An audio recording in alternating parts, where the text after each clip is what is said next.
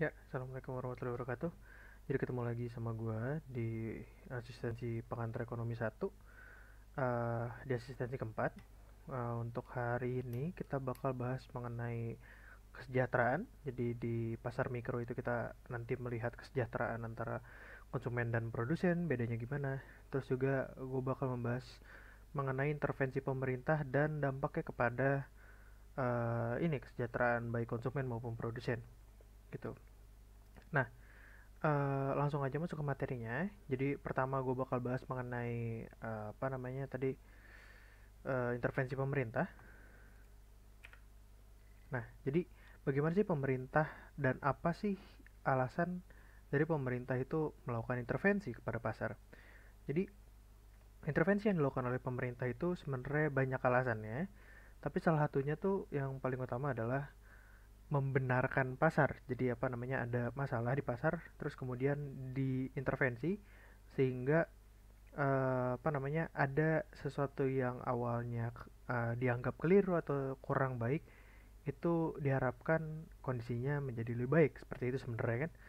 Nah, intervensi pemerintah sendiri dalam yang akan kita pelajari itu terbatas pada beberapa hal aja, yaitu ada pemberian pajak, penetapan pajak, jadi pemerintah menagih pajak untuk pasar barang dan jasa tertentu. Terus pemberian subsidi, ini yang paling umum. Nah, ini mungkin jarang kita sadari atau jarang kita lihat itu ada penetapan harga maksimum atau penetapan harga minimum. Nah, eh, penetapan harga maksimum itu dikenal juga dengan namanya eh, ceiling price. Penetapan harga minimum dikenal juga dengan floor price.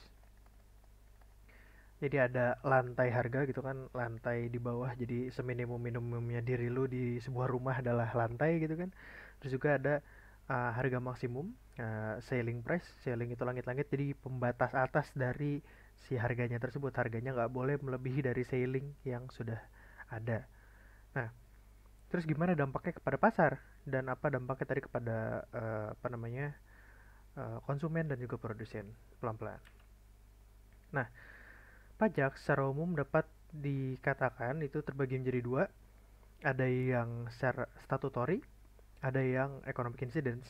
Nah, pajak secara statutory itu merupakan apa ya? Nilai pajak yang diperintahkan oleh pemerintah. Jadi misalnya oh perusahaan harus bayar 10% misalnya pajak penghasilan dari hasil penjualannya, dari revenue-nya misalnya. Itu artinya statutory, sesuai dengan apa yang diperintahkan oleh pemerintah. Nah, untuk economic incidence itu tuh bagaimana yang terjadi di pasar. Jadi uh, sebenarnya bisa jadi pajak yang dibayarkan oleh yang harusnya dibayarkan oleh produsen tadi, pajak penghasilan, itu sebenarnya sebagian juga dibayarkan oleh konsumen. Jadi berbeda dengan apa yang di statutorinya gitu. Jadi secara kenyataan gitu, secara praktik, secara insiden ekonominya itu mungkin berbeda.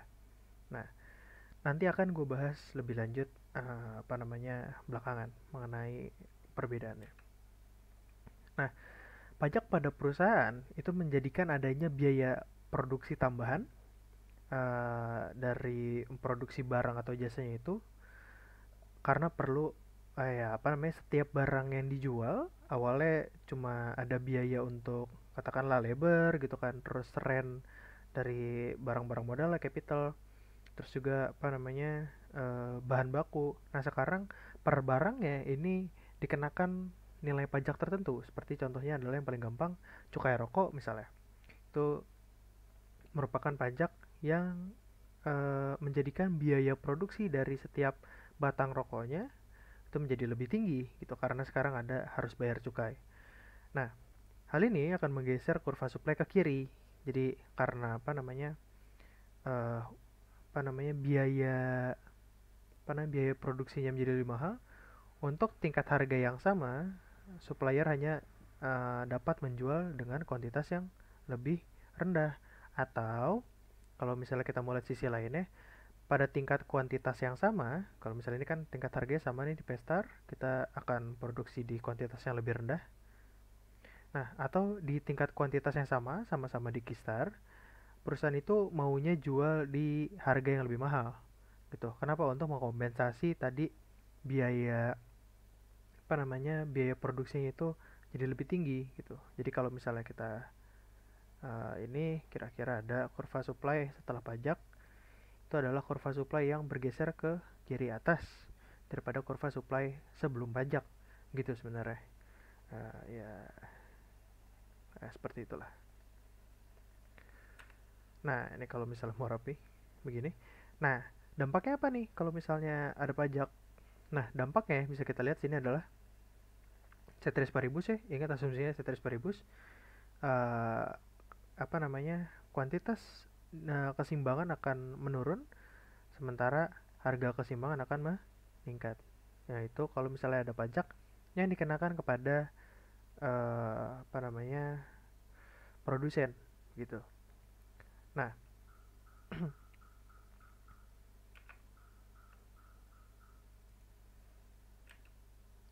sisi lain, kalau misalnya pemerintah itu menerapkan atau memberikan subsidi kepada produsen, itu artinya biaya produksinya itu menurun, bisa dianggap seperti itu. Kenapa? Karena sebagian biaya produksinya sekarang dibayar oleh pemerintah gitu kan.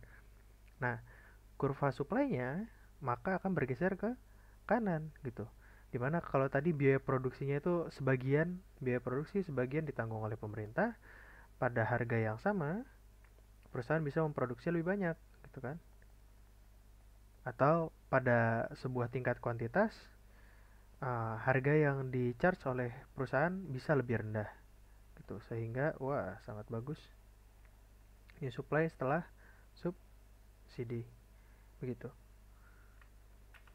Ini kalau mau yang lebih rapi, dampaknya apa? Dampaknya adalah dengan pemberian subsidi harga di pasar akan menurun gitu kan, ceteris paribus jangan lupa, dan juga kuantitas uh, apa namanya transaksi di pasar juga akan meningkat begitu. Apabila pemerintah menerapkan, nah apa tadi apabila tadi pemerintah menerapkan pajak dan juga pemerintah menerapkan subsidi, asumsinya tadi yang paling gampang dan paling sering dibahas itu adalah kepada produsen. Itu dampaknya tadi sudah kita bahas. Nah, mungkin ada teman-teman yang bertanya, kalau misalnya diterapkan kepada konsumen gimana?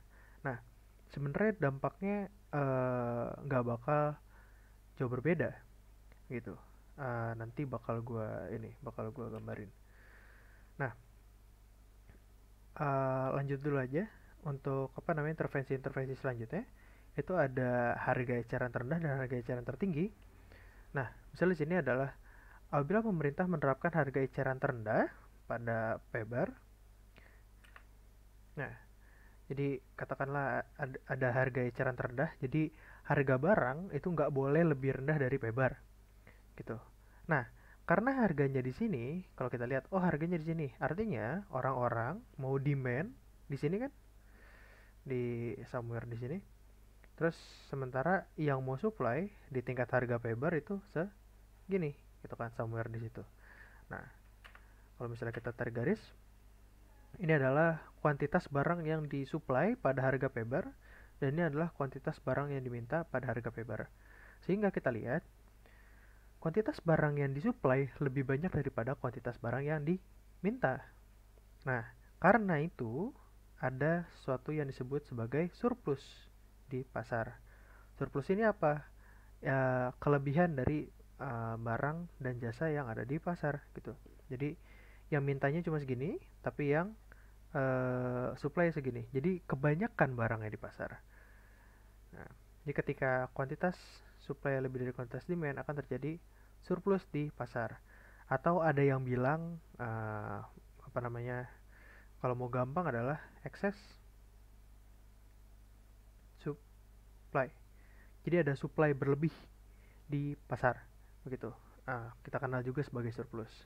Nah, apa yang terjadi kalau pemerintah ini menerapkan harga eceran terendah itu di bawah harga pasar? Oh, nggak ada gambarnya. Nah, Tadi gue bilang bahwa harga eceran rendah itu adalah harga barangnya nggak boleh lebih rendah daripada harga yang ditentukan oleh pemerintah. Nah, awalnya harga pasar kan segini di Pestar. Kemudian ada harga eceran terendah di P-Bar, ya kan? Nah, karena barangnya tidak boleh dihargai lebih rendah dari P-Bar, maka harga di pasar ini nggak boleh, ya kan?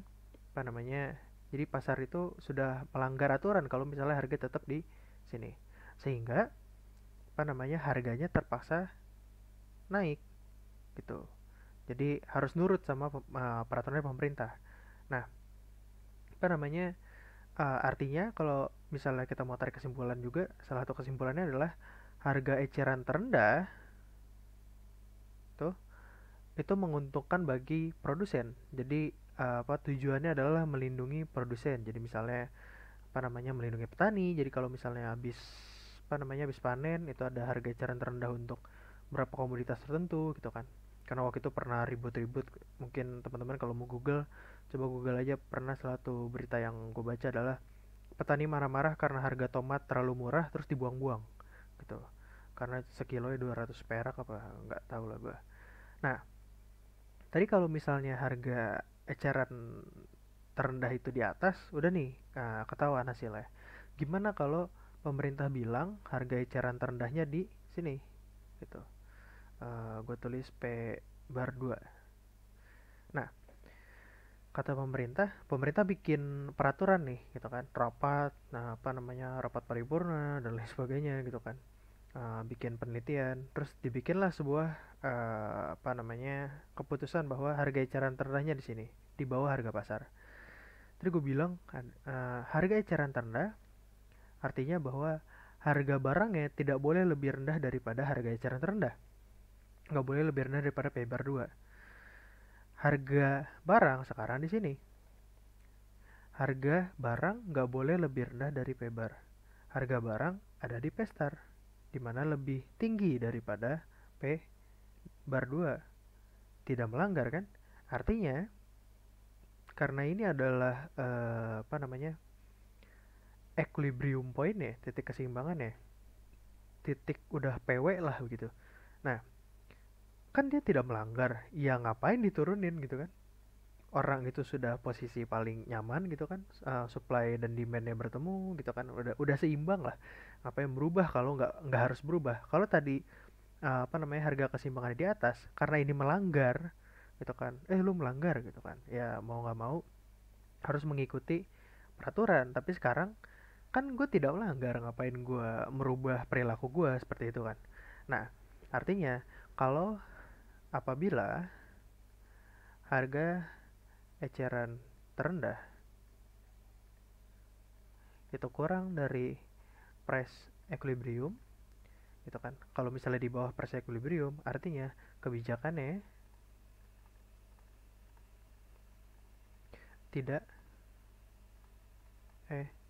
efektif. Nah, kenapa tidak efektif?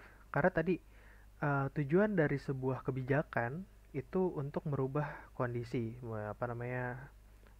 si pasarnya dilihat kurang baik gitu kan, terus ingin diperbaiki. Nah, kalau misalnya ternyata kebijakannya ini nggak diturutin gitu kan, artinya kebijakannya nggak penting gitu, tidak mencapai tujuannya, di mana tujuannya tadi adalah merubah kondisi pasar menjadi baik gitu kan. Jadi percuma itu, udah rapat gitu kan, udah lama-lama bikin penelitian, rapat paripurna, ya DPR MPR tidur di demo dan lain sebagainya, terus udah dikeluarin, iya pasarnya nggak kenapa-kenapa gitu. Jadi tujuannya tidak tercapai dari adanya pembuatan kebijakan, cuma buang-buang anggaran doang. Nah gitu, jadi kalau harga eceran terendah itu harus, kalau misalnya pemerintah mau bikin peraturan harga eceran terendah itu harus berada di atas harga di pasar sekarang gitu. Kalau misalnya bikin lebih rendah daripada harga di pasar, ya nggak guna gitu kan. Nah, sekarang setelah harga eceran terendah tadi ada harga eceran tertinggi atau ada namanya selling price. Nah, katakanlah ada selling price di sini. Jadi harganya tidak boleh lebih tinggi daripada P bar sekarang. Karena itu harga yang ada di P-Star itu nggak boleh, karena tadi kan nggak boleh lebih tinggi selling kan, sudah di cap atasnya. Nah, artinya terpaksa harganya diturunkan ke P bar. Di P bar ini adalah demand-nya, ini adalah supply-nya. Sehingga kita lihat quantity demand, jumlah barang dan jasa yang diminta itu lebih banyak daripada jumlah barang dan jasa yang ditawarkan, sehingga ada, kalau bahasa standarnya itu, excess demand, kelebihan demand, atau kalau mau lebih lanjut bahasanya adalah shortage gitu, adanya kekurangan barang di pasar gitu. Kalau bahasa Indonesianya jelek sih menurut gue, karena bahasanya kelangkaan juga, yang mana mirip sama scarcity, padahal shortage sama scarcity ini berbeda gitu. Nah, apa namanya, pertanyaan kedua seperti yang tadi ada di apa namanya sebelumnya, apa yang terjadi kalau misalnya kebalikan, kalau harga eceran tertinggi itu ada di atas? Kalau misalnya P bar 2 nya di sini, harga eceran tertinggi nggak boleh lebih tinggi gitu kan. Oh, kan harga yang sekarang di titik equilibrium ini di P-star itu tidak lebih tinggi daripada P bar 2. Nah, artinya tidak melanggar kalau misalnya harga eceran tertingginya itu di sini. Ya artinya tidak diturutin juga kan apa namanya, kebijakannya. Jadi nggak, kebijakannya tidak merubah kondisi pasar. Jadi apabila harga eceran tertinggi itu lebih dari price equilibrium, maka kebijakan itu uh, tidak efektif. Itu. Jadi kebalikannya dari tadi si harga eceran terendah atau floor price. Kalau ini selling price. Nah, kemudian kalau misalnya teman-teman ya apalagi sekarang lagi rame pada masalah yang omnibus law, katanya oh UMR yang tingkat kota, UMK upah minimum kota atau kabupaten itu sudah ditiadakan gitu kan. Oh, lagi rame nih bahas masalah apa namanya upah minimum, terus apa namanya, kalau diantara teman-teman gue suka bercandain bahwa upah minimum daerah mana rendah banget, upah minimum daerah mana tinggi banget gitu kan. Uh, nah, apa sih UMR itu? Sebenarnya upah minimum, di mana upah tidak boleh lebih rendah daripada nominal tersebut gitu kan, di sebuah daerah, di regional, di region tertentu. Nah, artinya UMR ini tidak boleh lebih rendah, dia itu adalah floor price. Nah, floor price-nya di pasar tenaga kerja, jadi bukan di pasar bukan pasar barang dan jasa, bukan memperjualbelikan barang gitu, tapi memperjualbelikan tenaga labor gitu kan. Nah, kalau misalnya ada floor price di labor market, awalnya ada equilibrium wage di sini dan equilibrium employment di sini. Dengan adanya floor price atau si UMR tadi, atau apa namanya harga eceran terendah, sekarang ada jumlah labor yang disuplai itu di sini, quantity supply, tapi jumlah labor yang diminta di sini, tuh kan.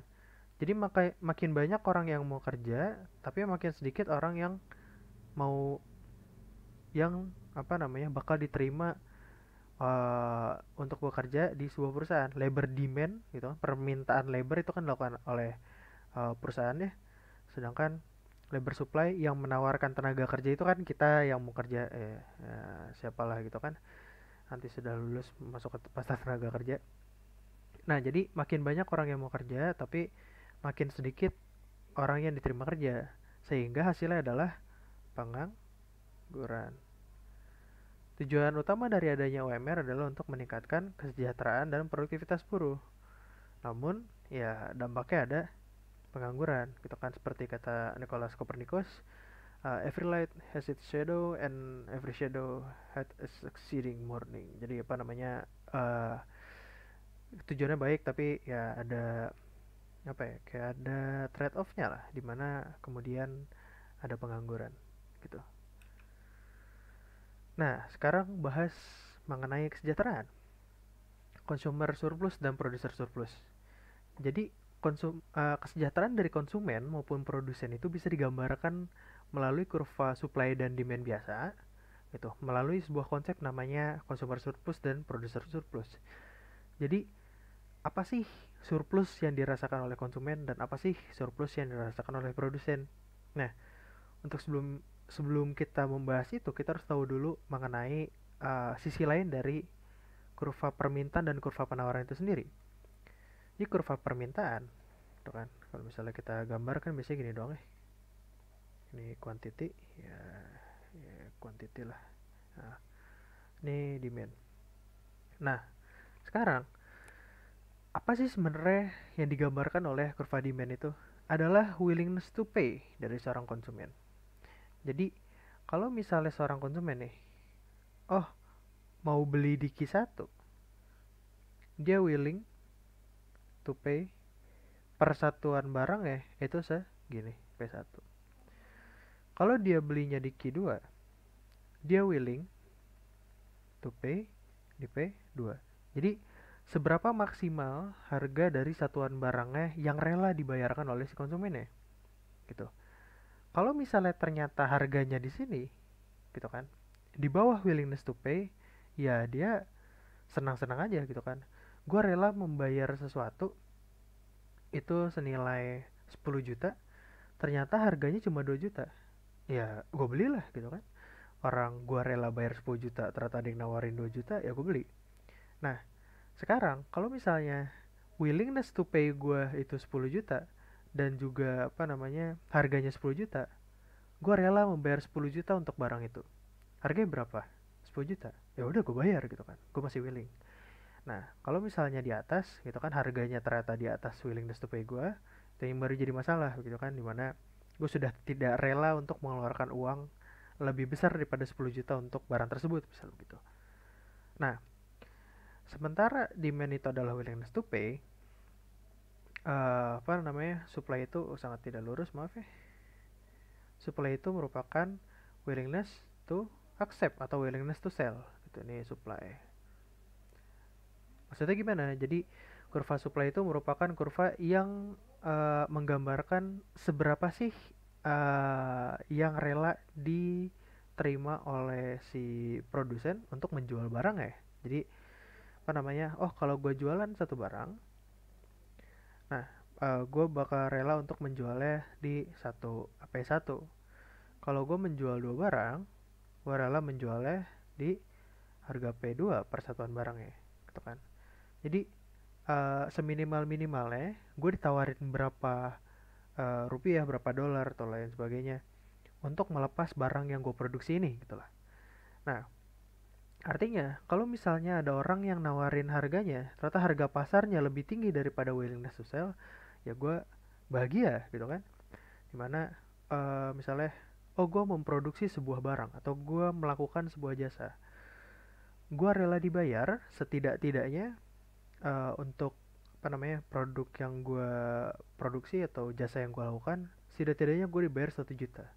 Terus ada orang yang bilang, apa namanya, gue mau beli barang atau jasa yang lu produksi harganya 5 juta. Ya gue seneng dong karena dapat uang lebih besar daripada apa yang sebenarnya gue harapkan untuk gue terima gitu. Itu konsepnya dulu. Nah, terus apa itu surplus konsumen dan surplus produsen? Nah, surplus konsumen adalah area di bawah kurva demand. Jadi dia ada di bawah kurva demand dan di atas harga keseimbangan. Itu above the price measures. Nah, itu adalah consumer surplus. Nah, jadi apa sih sebenarnya consumer surplus itu? Jadi kalau kita melihat sini, nah misalnya ketika harga di pasarnya itu segini, ini P star, tuh. Nah ini kan kurva demandnya nih. apa namanya, willingness to pay gue. Nah, kalau gue beli cuma satu barang, gue punya willingness to pay di sini, WTP 1, katakanlah ini titik satu. Sementara harga barangnya ternyata di Pestar, sehingga gue punya kelebihan willingness to pay gitu. Jadi gue seperti apa ya, bahasa gampangnya adalah gue punya anggaran berlebih gitu. Kayak tadi gue rela bayar 10 juta, ternyata harganya cuma 1 juta. Artinya gue punya kelebihan, gue punya surplus dari willingness to pay atau dari anggaran itu senilai 9 juta. Itu adalah surplus konsumen, surplus yang gue rasakan, surplus yang gue miliki gitu. Nah, kalau misalnya gue belanjanya di titik 2 gitu kan, ini WTP 2,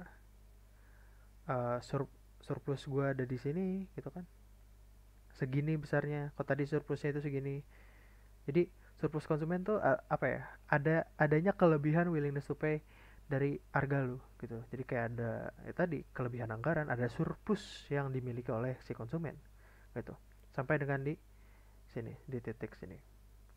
Nah, kalau misalnya ternyata ada penurunan harga dari P2 ke P1 di sini, kita lihat surplusnya yang awalnya tadi segini, misalnya gue konsumsinya cuma satu, sekarang jadi segini gitu kan. Nah, kalau awalnya ada di sini, awalnya segini, sekarang segini gitu. Ada tambahan tambahan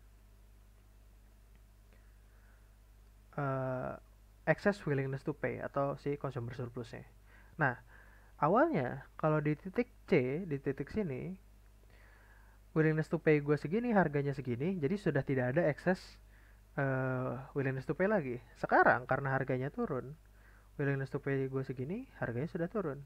Artinya sekarang dari yang nggak ada, sekarang ada excess willingness to pay. Jadi ada tambahan lagi nih consumer surplusnya. Dan awalnya kalau di harga sini nih, di sini, di titik sini, kan harganya sini, P1 tadi. Nah, willingness to pay gue kurang. Nah, kalau kurang ini tidak termasuk dalam consumer surplus karena ya gue nggak beli barangnya gitu kan, gue nggak rela untuk mengeluarkan barangnya di sana, jadi gue tidak merasakan sebuah surplus. Dan lagian kalau gue beli juga willingness to pay gue lebih rendah daripada harganya gitu kan, tidak ada surplus yang gue rasakan, yang gue miliki.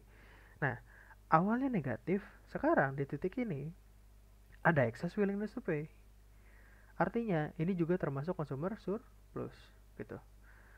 Tadi consumer surplus adalah area di bawah dari kurva demand, ini kan kurva demand nih, itu kan, di atas harga keseimbangan gitu. Nah, karena tadi harga keseimbangannya diturunin ke P2, jadi sekarang ini juga termasuk kepada area consumer surplus. Itu kan sama yang ini sama segitiganya. Tuh. Jadi semakin harganya uh, rendah, ceteris paribus, consumer surplus yang dimiliki itu akan lebih besar gitu kan. Kita lihat areanya awalnya segini, jadi segitiga yang gede. Itu. Lebih banyak consumer surplus yang dimiliki atau dirasakan. Nah, sekarang apa itu surplus produsen? Surplus produsen adalah area yang berada di atas harga dan di bawah harga pasar dan di atas kurva supply. Nah, jadi kalau tadi apa namanya, surplus dari konsumen adalah excess willingness to pay gitu kan. Nah, kalau ini producer surplus adalah ketika harganya P1 tuh kan sini. Sementara lu punya willingness to accept di sini, WTA atau WTS, willingness to sell. Lu menikmati sebuah surplus. Jadi, gue rela deh dibayar 1 juta. Ternyata gue dibayarnya 5 juta. Gitu kan, misalnya kerja. Artinya, ada surplus berupa kelebihan apa ya, kayak bonus lah gitu kan, surplus dari willingness to accept gue gitu. Jadi willingness to accept tuh kayak uh, apa ya, kayak kalau lu menukarkan sesuatu kepada sesuatu. Jadi kalau misalnya misalnya gue punya HP, Terus gue ngerasa bahwa value HP ini itu 1 juta bagi gue. Nah, kalau ada orang nukerin HP ini dengan dengan uang 1 juta, ya gue tidak merasa adanya surplus gitu. Jadi gue merasa oh ya sama aja, HP ini sama dengan 1 juta. Itu perasaan gue. Nah, kalau ada orang yang ngasih 5 juta untuk HP ini, gue akan merasakan surplus. Karena gue menilai ini senilai 1 juta, tapi orang memberikan gue 1 juta plus 4 juta. Gitu. Jadi ada surplus yang diberikan kepada gue, sehingga gue menjadi lebih bahagia, gitu kan, lebih sejahtera. Gitu. Nah, ini kan makanya kita membahas mengenai surplus. Ya, ini erat kaitannya dengan kesejahteraan. Gitu. Nah, begitupun seterusnya. Kalau misalnya gue jualnya 2 barang, willingness to accept atau willingness to sell gue di sini, rata harganya di sini masih ada surplus yang gue rasakan. Sampai dengan di titik C, gitu. Nah, di sini kan willingness to accept sudah sama dengan harga, jadi nggak ada surplus yang gue rasakan, gitu. Tadi misalnya contohnya HP gue value-nya 1 juta, ternyata orang ngasih 1 juta, ya sama aja artinya bagi gue. Karena gue menukar sesuatu yang value-nya bagi gue 1 juta dengan uang 1 juta. Gitu. Jadi nggak ada surplus yang gue nikmati. Nah, kalau kita naikin harganya, sekarang ada surplusnya bertambah gitu kan. Tadinya awalnya segini, yang sini jadi tambah yang ini. Jadi awalnya ada 1, terus tambah yang kedua.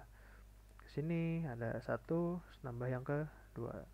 Sekarang di titik C yang awalnya sama, tidak ada surplusnya, sekarang ada surplusnya, gitu kan.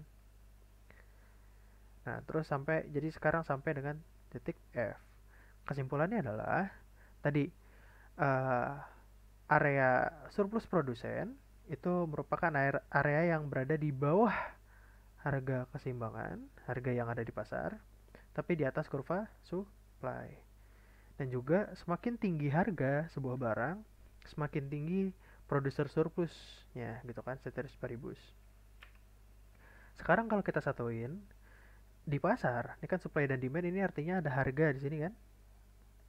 Nah, artinya kalau misalnya consumer surplus tadi kan ada di atas harga keseimbangan, di bawah kurva demand. Ini adalah consumer surplus. Nah, sementara producer surplus adalah suatu yang ada di area yang ada di bawah harga keseimbangan dan di atas kurva supply. Ini adalah producer surplus yang warna merah. Gitu. Jadi di area. Nah, ini adalah konsep dari consumer surplus dan producer surplus. Nah, kemudian tadi kan pasarnya bisa dirubah-rubah ya oleh pemerintah, diintervensi. Dampaknya apa? Dampaknya, nah, katakanlah ada harga eceran terendah tadi kan, floor price, itu yang ada di atas di atas harga keseimbangan. Nah, sekarang awalnya kan harganya di sini di Pestar, sehingga consumer surplusnya di sini, gitu kan, di sini, producer surplusnya di sini. Ya udah tadi kan dibahas kenapa. Ya somewhere di situ lah, maaf gambarnya nggak lurus. Sekarang karena ada floor price, sehingga harganya harus ada di atas, gitu kan. Ini adalah kok gede, ini quantity supply, kemudian ini adalah quantity demand. Nah, karena harganya sekarang naik ke atas, gitu kan. Nah, consumer surplusnya jadi sebesar ini, gitu kan. Karena harganya lebih mahal, gitu kan, di atas harga, di bawah kurva demand, gitu. Awalnya segini, harganya di sini kan, sekarang jadi di sini. Nah, kemudian kalau kita lihat nih, ini tadi kuantitas demand harusnya, ini adalah kuantitas supply. Nah, di pasar itu yang disuplai sebanyak quantity supply, yang di demand lebih sedikit di quantity demand. Sehingga kalau dia tanya berapa jumlah barang yang akan kejual, yang akan kejual adalah yang lebih sedikit, quantity demand, gitu kan. Ada orang nawarin 100 pasang sepatu, tapi yang mau beli orang-orang itu cuma 10 pasang. Ya artinya yang kejual ya cuma 10 pasang, sisanya 90 gak bakal kejual, gitu kan. Makanya ada surplus di pasar. Sehingga sebenarnya di pasar yang akan kejadian kuantitinya tuh cuma segini yang kejual. sisanya nganggur barangnya. Nah, karena harganya lebih tinggi sekarang, produser surplus adalah area di bawah harga, di atas kurva supply. Kuantitinya sampai dengan yang kejual aja gitu kan, sisanya kan nggak kejual gitu. Nah, artinya sekarang consumer surplusnya di sini, producer surplusnya segini. Kalau kita bandingkan, consumer surplusnya jadi lebih kecil ya. Sementara producer surplusnya kalau kita bandingin kira-kira lebih gede gitu. Nah, apa namanya? Makanya floor price atau misalnya harga eceran terendah itu kan meningkatkan harga. Jadi tujuannya adalah membantu atau melindungi kelompok produsen dari harga yang terlalu rendah. Menurut pemerintah nih harga terlalu rendah, harusnya dinaikin gitu sehingga kesejahteraan atau surplus yang dinikmati oleh produsen itu meningkat. Contohnya tadi yang kata gue petani gitu kan, harganya pas panen raya jangan sampai terlalu rendah sehingga diberikan floor price. Nah, kalau teman-teman lihat, nah ini gue post dulu. Awalnya area ini itu ada kesejahteraan ya. Awalnya kan harganya di sini nih, tuh kan. Awalnya ini adalah consumer surplus, ini consumer surplus. Producer surplusnya tuh di sini sama di sini, gitu kan. Sekarang area consumer surplus yang ini itu diambil jadi producer surplus, sedangkan area yang segitiga ini hilang, gitu kan. Jadi ada surplus yang hilang. Nah, di sini awalnya kan surplus nih, surplus konsumen, surplus produsen. Sekarang nggak ada yang punya. Nah, segitiga ini merupakan menggambarkan atau ya menjelaskan, memperlihatkan adanya kesejahteraan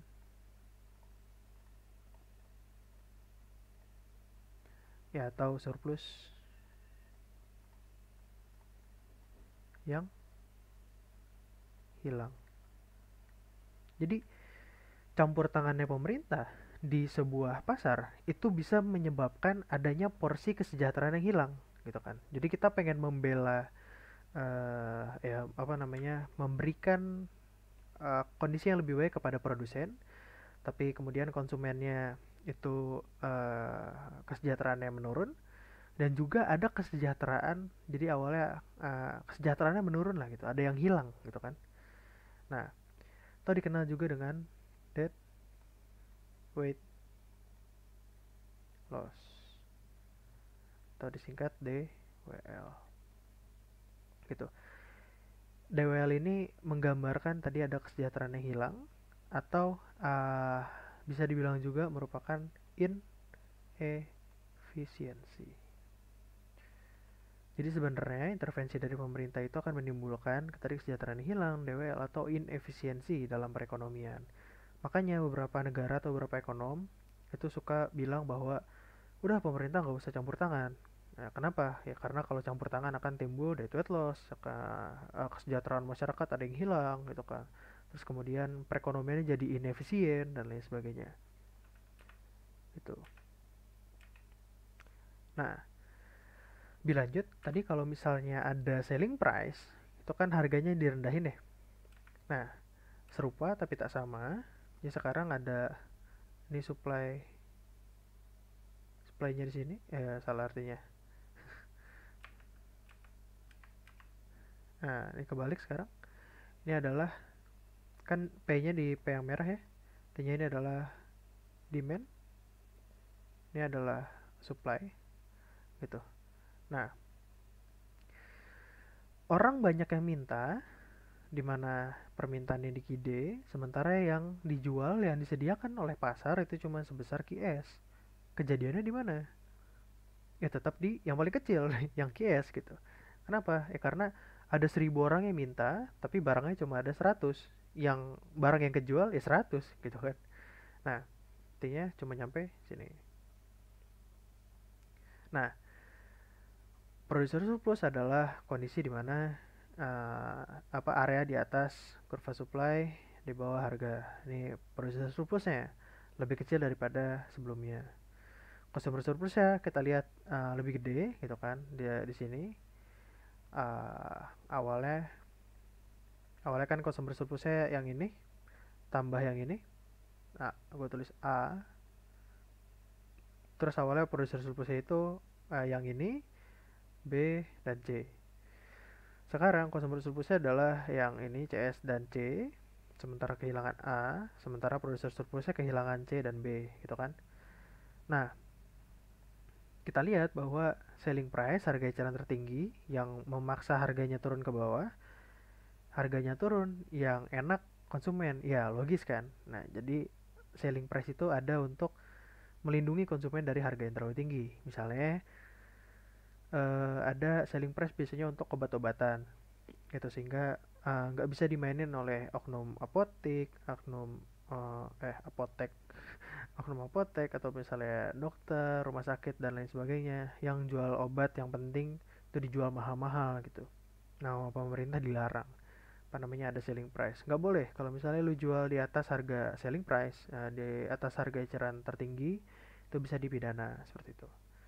Nah, tapi kemudian kita melihat ada lagi segitiga laknat ini, apa namanya, ada kesejahteraan yang hilang, ada debt weight loss, kesejahteraan yang hilang, surplus yang hilang, atau tadi inefisiensi. Kembali kita lihat bahwa intervensi pemerintah itu menyebabkan debt weight loss. Itu kan tadi udah floor price sudah terbukti, selling price sudah terbukti. Nah, kemudian gimana kalau pajak? Pajak perusahaan tadi kan menjadikan biayanya meningkat, apa namanya, supply-nya geser ke kiri. Nah, kalau kita lihat ketika supply-nya bergeser ke kiri, itu kan. Nah, sekarang harganya akan menjadi lebih tinggi setelah ada pajak ya, as tax. Gitu. Harganya menjadi lebih tinggi. Nah, pertanyaan gue adalah, nah ini retorik ya, soalnya gue video. Apa namanya? Uh, Ketika harganya lebih tinggi, bukankah artinya konsumen perlu membayar lebih banyak, gitu kan, merogoh kocek lebih dalam untuk membeli sebuah produk yang sama, ya kan? Padahal tadi, kenapa yang kita geser adalah supply-nya? Karena tadi secara statutory kita bilang, asumsinya paling gampang adalah pajaknya diberlakukan kepada produsen. Jadi dari penjualan barang, produsen harus bayar pajak gitu kan. Sebagian pendapatannya itu dikenakan pajak. Nah, artinya secara statutory harusnya yang bayar pajaknya itu adalah produsen, gitu kan. Sementara ternyata kita lihat harganya meningkat, harganya lebih tinggi nih. Sekarang di P tax. Awalnya kan di P star ya. Artinya ini adalah biaya yang dibayarkan oleh konsumen karena adanya pajak. Gitu. Jadi sebenarnya pajak yang dibebankan kepada si produsen ini juga ikut dibayar oleh produsen dalam bentuk harga yang apa namanya, yang di charge untuk barang tersebut jadi lebih mahal gitu. Jadi pajak yang dibayarkan oleh konsumen itu adalah PTX, harga setelah pajak dikurangi dengan harga sebelum pajak gitu. Jadi karena pajak yang harusnya dibayarin oleh produsen, sekarang gue harus bayar lebih mahal. Itu sebenarnya adalah biaya pajak yang diemban gitu, yang ditanggung oleh si konsumen. Nah, apakah itu merupakan semua nilai pajaknya? Enggak. Nah, apa namanya? Tadi kita akan berproduksi pada PTX dan Kitex. Gue tulis ini Kitex. Nah, pada Kitex, willingness to sell gue sebelum dari apa namanya, sebelum adanya pajak itu ada di sini di WTS yang merah, itu kan. Cuma setelah pajak jadi ada di sini, itu kan. Nah, ini jarak antara PTX dan willingness to sell gue itu adalah tadi jumlah pajak, berapa pajak, pajaknya berapa. Jadi misalnya per satu barang pajaknya itu 10.000, ini artinya jaraknya bakal 10.000 antara harga setelah pajak dengan willingness to sell gue. Nah, karena ini adalah pajak yang dibayarin oleh konsumen, nah ini sisanya adalah by produsen. Jadi tadi konsumen membayar pajak gitu kan, ikutan bayar pajak dengan merogoh kocek lebih dalam untuk beli barangnya, harganya naik. Sementara harga yang diterima produsen nggak tetap lebih rendah gitu. Jadi walaupun yang dibayarkan oleh konsumen itu segini di PTX, yang akan dikantongi oleh si produsen cuma se WTS aja. Sisanya bakal disetor ke pemerintah gitu. Sehingga kalau kita lihat nih, kan ini supply setelah pajak gitu. Ini adalah harga setelah pajak gitu kan. Jadi uh, consumer surplusnya segini karena harga yang dibayarkan segini, kurva demand yang ini gitu kan. Nah, ini adalah harga yang diterima oleh si produsen di WTS ini nih. Uh, Sangat-sangat tidak lurus gitu kan. Nah, jadi ini biaya apa harga yang dibayarin oleh konsumen, tapi yang diterima oleh produsen cuma segini. Ini adalah produser surplus. Sisanya itu akan jadi pendapatan pajaknya pemerintah. Ini adalah quantity transaksi setelah pajak. Itu. Kita lihat bahwa pemerintah menikmati tax revenue. Jadi kalau misalnya kita gambar sini awalnya ada consumer surplus di segitiga yang ini nih, nah, yang ini, tuh kan. Nah, kita lihat consumer surplusnya berkurang, sebagian consumer surplusnya itu dinikmati oleh pemerintah dalam bentuk pendapatan pajak. Sekarang produser surplusnya juga berkurang, gitu kan.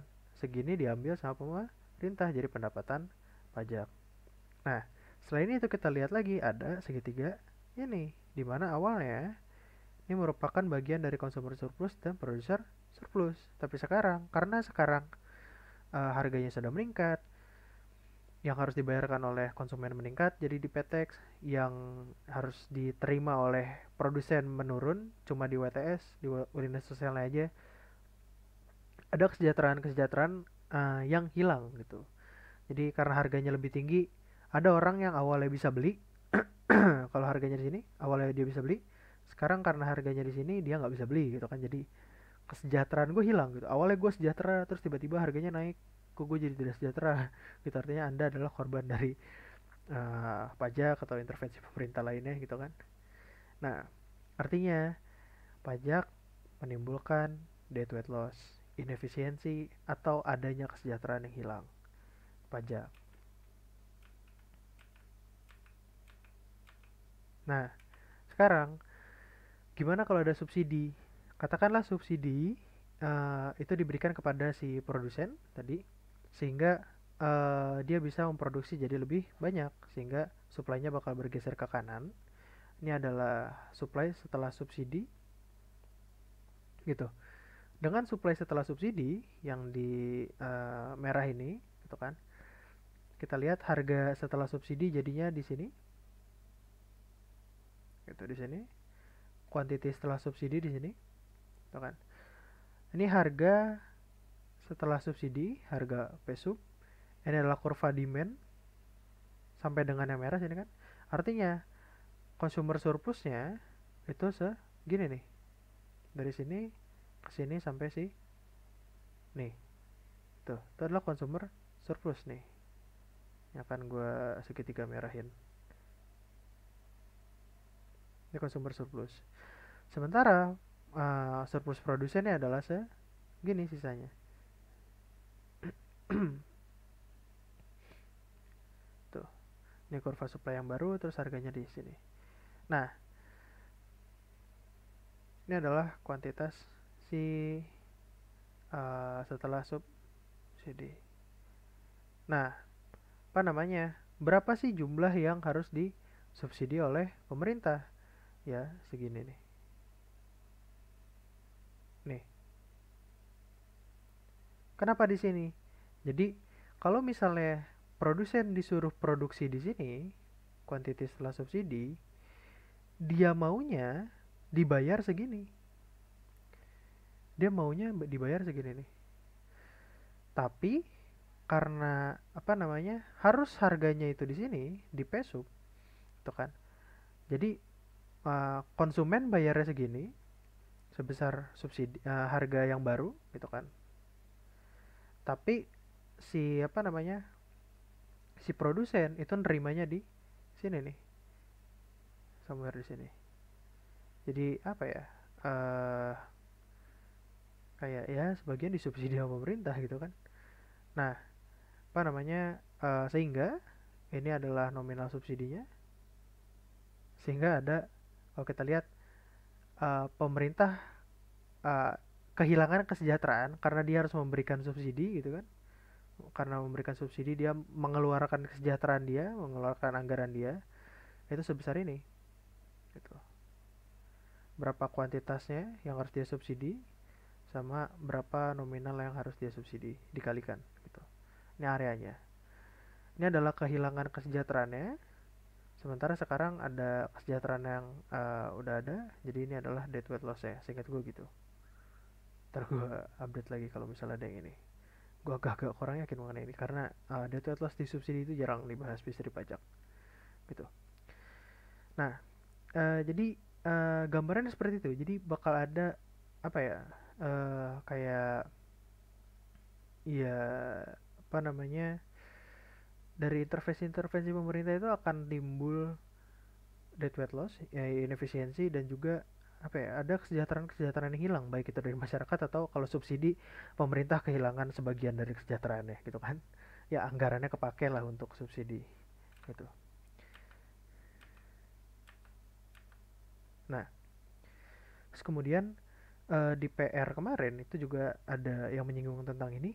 Jadi apa sih dampak dari elastisitas terhadap pajak? Tadi kata gue di statutory dan tax incidence itu bisa berbeda di sini.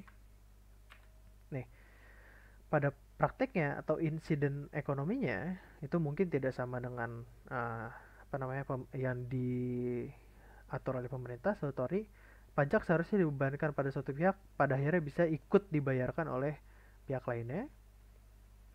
Nah, sekarang siapa sih yang bayar pajak lebih banyak gitu?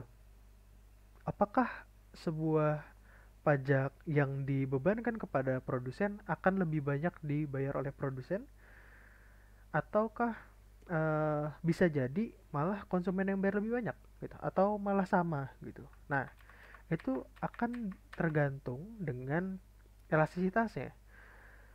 Nah, gue kasih kesimpulannya dulu, nanti bakal gue bahas ini ya. Kesimpulan dari elastisitas, hubungan antara elastisitas dan pajak adalah beban pajak itu akan dibayarkan lebih besar oleh pihak yang lebih inelastis. Jadi kalau konsumen itu relatif lebih inelastis, apa namanya, perhatikan bahwa gue bilang yang lebih inelastis atau relatif lebih inelastis. Artinya apa? Kalau dua-duanya inelastis, bukan artinya apa namanya,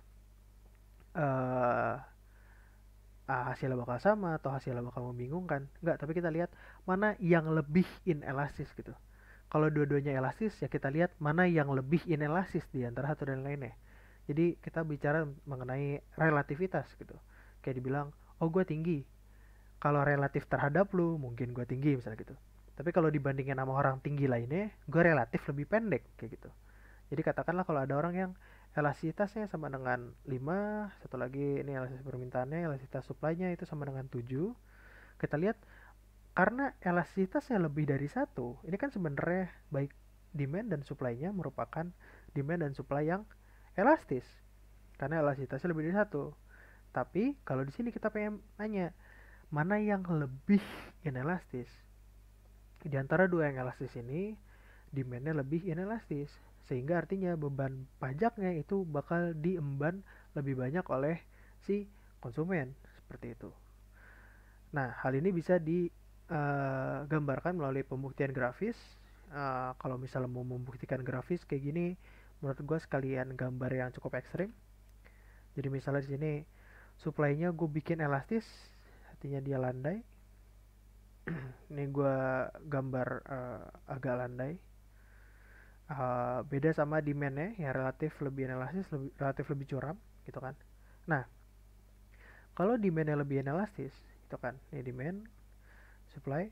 Kalau misalnya supply-nya gue geser karena ada pajak kan, ini adalah harga baru, harga setelah pajak. Ini adalah kuantitas setelah pajak. Pada kuantitas setelah pajak, willingness to sell atau willingness to accept dari supply-nya ada di sini. Kita lihat harga awalnya di sini. Di Pestar. Kita lihat pajak yang dibayarkan oleh si konsumen, kenaikan harga yang terjadi lebih tinggi daripada awalnya si produsen nerimanya di Pestar, sekarang nerima cuma di WTS. Kita lihat proporsi pajaknya lebih banyak yang dibayarkan oleh si konsumen, gitu kan.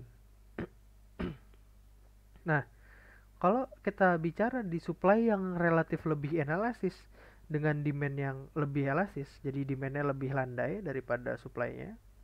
Kalau supply-nya kita geser, supply setelah pajak,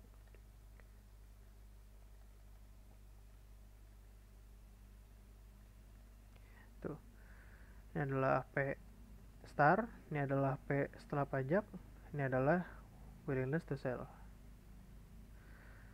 Kita lihat, ini udah kelihatan jauh ya, bahwa peningkatan harganya yang harus dibayarkan oleh konsumen itu lebih rendah daripada penurunan dari apa yang diterima oleh si produsen.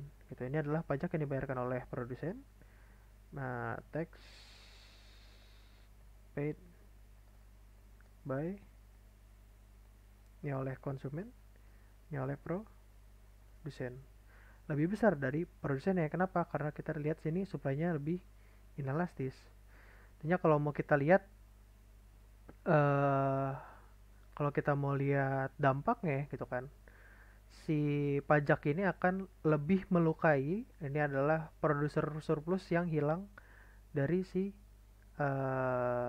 produsen. Awalnya ini adalah produser surplus. Kemudian setelah adanya pajak, karena si produser cuma menerima di nilai WTS-nya aja di sini, artinya ini sudah hilang nih produser surplusnya. Lihat kehilangan produser surplusnya. Sementara consumer surplus yang awalnya di sini, ini hilangnya cuma segini. Kita lihat areanya lebih besar kehilangan dari si produser surplusnya. Kalau di sini kita lihat produser surplus, consumer surplus. Kita lihat bahwa uh, setelah adanya pajak, si produsen menerima cuma segini, jadi ininya bukan produser surplus lagi. Sekarang consumer surplusnya hilang juga di sini karena harus bayar lebih mahal. Artinya kita lihat bahwa pihak yang lebih inelastis itu kehilangan surplus lebih banyak, kehilangan kesejahteraan lebih banyak, beban yang ditanggung untuk membayar pajaknya itu lebih besar gitu. Nah, ini jadi bisa juga untuk digunakan bagi teman-teman kalau misalnya mau membahas isu, dilihat aja dari barangnya itu relatif elastis atau relatif inelastis kepada barang lainnya. Misalnya sebagai contoh adalah rokok, gitu kan. Kenaikan pajak atau cukai rokok itu akan, kalau ditanya itu akan membebani siapa? Ya karena rokok itu merupakan barang yang adiktif gitu kan, yang elastisitasnya cenderung rendah. Artinya beban dari pajak atau cukai rokok itu lebih banyak diemban oleh si konsumen daripada si produsen gitu. Itu salah satu isu yang bisa teman-teman bahas gitu. Mungkin kalau misalnya teman-teman mau bahas mengenai pajak pada barang konsumsi lainnya, misalnya pajak HP, barang elektronik gitu kan, atau misalnya pajak barang mewah gitu, itu bisa juga teman-teman melakukan analisis sederhana menggunakan kurva supply dan demand dari pasar barang atau jasa yang akan teman-teman coba analisis begitu.